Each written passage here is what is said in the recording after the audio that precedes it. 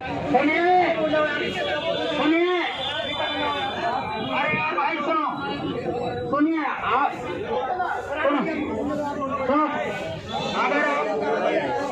अगर आप लोग नहीं सुनोगे तो मैं आराम से किनारे जाके अपना नौ संगठन लेके बैठ जाऊंगा, वहीं बैठ जाऊंगा। आप नहीं सुनोगे मत सुनो। जिंदाबाद जिंदाबाद जिंदाबाद जिंदाबाद मुर्दाबाद मुर्दाबाद इंकलाब जिंदाबाद जिंदाबाद जिंदाबाद बस प्रशासन मुर्दाबाद मुर्दाबाद मुर्दाबाद बस प्रशासन मुर्दाबाद बस प्रशासन मुर्दाबाद। बंसी उत्तर प्रदेश जल निगम कर्मचारी महासंघ का संयोजक और संघर्ष समिति का मीडिया प्रभारी हूँ। आज आप लोग यहाँ धरने पे बैठे हैं, क्या कारण है, किस कारण से? मैं आपको कारण बताना चाहता हूँ कि जल निगम के कर्मियों को पिछले 5 माह से वेतन और पेंशन नहीं मिला। इस कोरोना काल में वो वेतन और पेंशन न मिलने से अपने परिवार का भरण पोषण तक नहीं कर पा रहे हैं।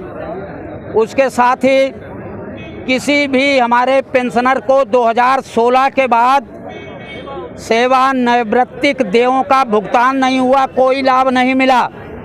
इसलिए सारे के सारे लोग एक कागज़ पकड़ के रिटायर होके चले जा रहे हैं। 1 साल से हमारे साथियों का पीपीओ तक नहीं काटा जा रहा है। हमको पिछले 10 वर्षों से बोनस नहीं मिला। 1/1/2006 से और 11/3/10 तक का 6वें वेतनमान का एरियर नहीं मिला।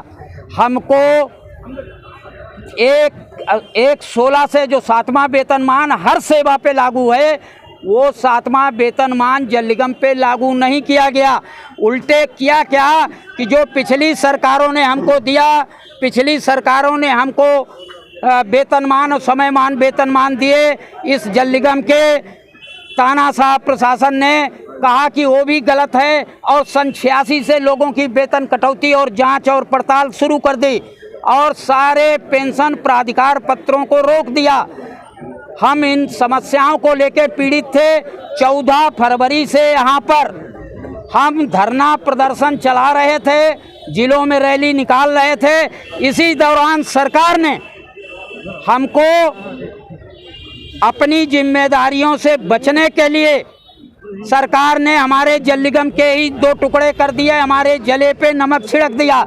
हमको अब ये नहीं पता कि कौन हमारा कर्मचारी ग्रामीण में जाएगा, कौन नांगर में जाएगा, किसको कौन पेंशन देगा, किसको कौन वेतन देगा। हमारी अपनी मजदूरी 1474 करोड़ जो सरकार पर बाकी है सेंटेज की, वो धनराशि हमको नहीं दी। आज की तारीख में हमारे पास 2062 करोड़ रुपए की देनदारी हमारे कर्मचारियों की इस जल निगम पर है, जिसका निपटारा ये जल निगम नहीं कर रहा है। तो हमने तय किया कि आज हम अपनी ये रैली यहाँ से निकाल के माननीय मुख्यमंत्री जी को ज्ञापन देने के लिए यहाँ से पटेल पार्क तक जाना चाह रहे हैं। सुबह से पुलिस प्रशासन लगा हुआ है, रात में हमारी बसें रोकी गई, आधी रात में बसें रोकी गई, हमारे कर्मचारियों को सड़क पे छोड़ दिया गया और आज सवेरे से पुलिस प्रशासन लगा है।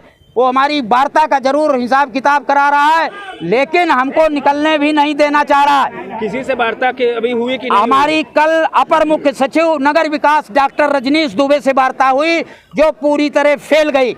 उस वार्ता में उन्होंने 1 महीने की तनख्वाह वो भी 13 तारीख को देने को कहा, 2 महीने का तनख्वाह उन्होंने आगे 1 महीने बाद देने को कहा और 2 महीने की तनख्वाह उसके और 1 आध महीने बाद देने को कहा। और उसके बाद बंटवारे को हमने रोकने की बात की जल निगम की, तो बोले नहीं रुक सकता है। हमने 7वां लागू करने की तो बोले आपकी माली हालत ख़राब है, ये आपको नहीं मिल सकता। हमने बोनस की बात की, बोले तनख्वाह नहीं मिल रही, बोनस कहाँ से मिलेगा। हमने जब उनसे एरियर देने की बात कही तो बोले पैसे ही नहीं। कुल मिला के यही बातचीत थी। आज हमारी बातचीत हमारे मुख्य सचिव महोदय से 11 बजे हुई है। हमारा प्रतिनिधिमंडल अभी वापस आया है और हम जानते हैं कि उसमें जो बात हुई है उस पर आपस में विचार विमर्श करके जो स्थिति बनेगी आगे हम रैली के संबंध में वैसी कार्यवाही करेंगे। आप लोगों की जायज जो मांगे हैं उनको अगर नहीं मानी जाती है तो आगे का क्या रणनीति? आगे का हमारा रणनीति है कि हम अगर बिल्कुल हमारी कोई बात नहीं मानी गई होगी तो हम सड़क पे निकलने की कोशिश करेंगे, अपनी रैली निकालने की कोशिश करेंगे। हमको कहाँ तक जाना दिया जाता है, हम पर लाठी चलती है, हम पर पानी की बौछार होती है, हम पर आंसू गैस चलती है, ये बाद की बात है।